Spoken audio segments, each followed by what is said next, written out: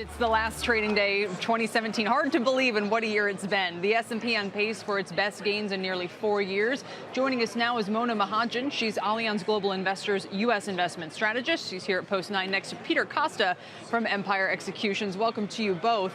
Thank you. Oh, where to begin? I mean, Mona, in a way this year has been extraordinary, but at the same time, it's not that unusual for the S&P to see gains this large. So what do you think about the setup for next year? Yeah, so we actually continue to feel that the markets will perform well next year. We think we're set up nicely from an earnings perspective, from a GDP growth perspective, and rates, while they're rising, continue to remain relatively low.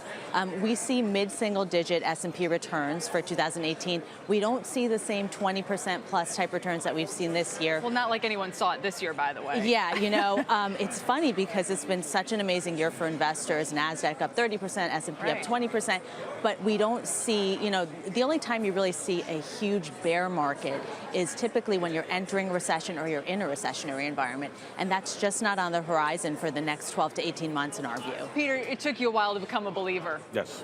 Now what? I am a believer. No, I think for the first quarter we'll probably see continued gains. I think the momentum's there. I think the earnings momentum will continue.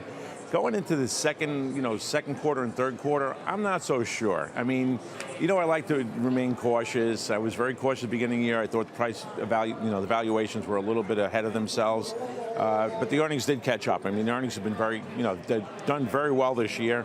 Do I think it's going to continue next year? I think for the first, maybe going into the second quarter, but after that, I think, I might want to take some money off the table again and, see what happens.